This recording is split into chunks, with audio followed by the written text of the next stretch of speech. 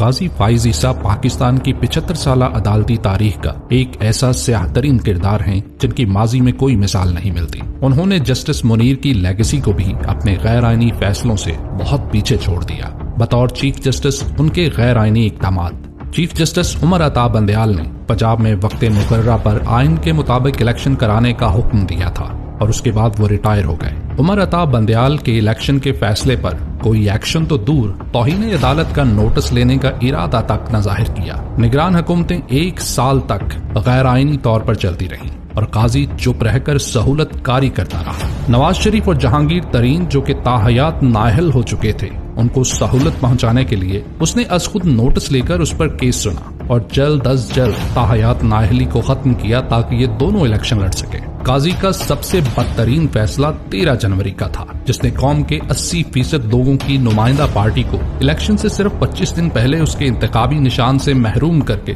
उसकी बतौर पार्टी हैसियत ही छीन ली। 13 जनवरी के फैसले ने सिर्फ पीटीआई और अवाम को ही मुश्किल में नहीं डाला, बल्कि एक ऐसे गैर आईनी और गैर मुनसिफाना निजाम की बुनियाद डाली कि आगे चल के उस एक फैसले की वजह से आज तक पीटीआई अपनी मखसूस नशिस्तों से महरूम है। अवाम ने घरों से निकलकर काजी के इस फैसले को मुकम्मल तौर पर गैर मुअस्सर कर दिया, लेकिन फिर रातों रात फॉर्म 45 के नताइज को तब्दील करके फॉर्म 47 के जरिए हारे हुए लोगों को कामयाब करवा दिया गया। और काजी ने इलेक्शन कमीशन से इस हवाले से पूछताछ करने की जरूरत समझी, न इस हवाले से दरखास्तों पर कोई फैसला किया, और हमेशा इलेक्शन कमीशन के गैर आईनी इक़दामात को तहफ़्फ़ुज़ फराहम करता रहा।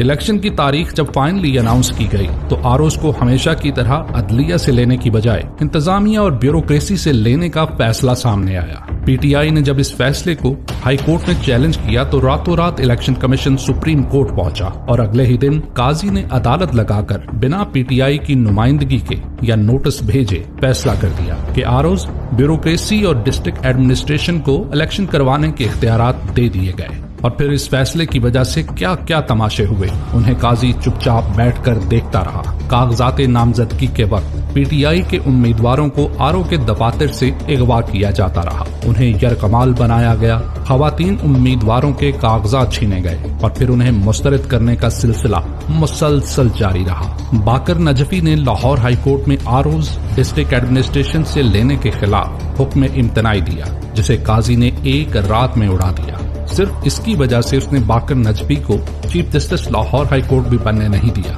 और जूनियर खातून जज को चीफ बना दिया, जबकि इससे पहले ये सीनियर को चीफ जस्टिस बनाने के हक में लिखता आ रहा था।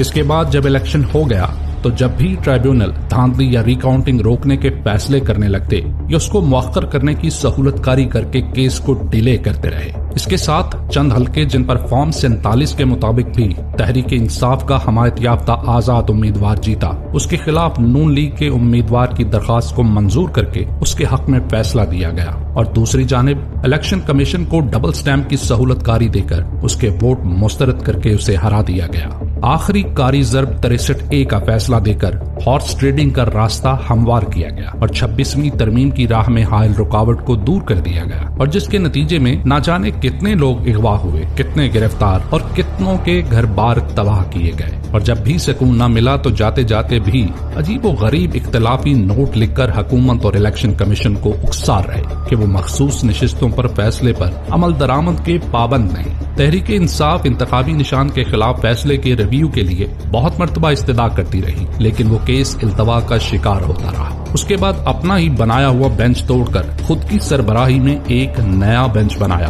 और अपने जाने से एक हफ्ता पहले इस केस को समाअत के लिए मुकर्रर कर दिया, जिस पर पीटीआई के वकला ने उन पर अदम एतमाद करते हुए लार्जर बेंच बनाने की इस्तदा की। काजी ने इस इस्तदा को मुस्तरद करके दरखास्त ही खारिज कर दी। मिलिट्री कोर्ट्स के खिलाफ फैसले की नजरसानी अपनी पूरी मुद्दत में लगने नहीं दी। तहरीक इंसाफ के वर्कर हसन नयाजी आज तक मिलिट्री कस्टडी में है। इस्लामाबाद के 6 जजेस ने जब खत लिखकर काजी को शिकायत की कि इमरान खान के केसेस में उन पर मनपसंद फैसलों के लिए दबाव डाला जा रहा है, और जजेस ने जब अपने ऊपर किए जाने वाले गलत सलूक, रिश्तेदारों और जजेस के अगवा, खुफिया कैमरे घरों में लगाने और हिरासा करने की शिकायत की, तो काजी ने उस खत के हवाले से एक भी कार्रवाई की ना ही करने का इंदिया दिया और आज तक वो खत किसी एक्शन का मुंतजर है। आजादी इजहार राय का प्रचार।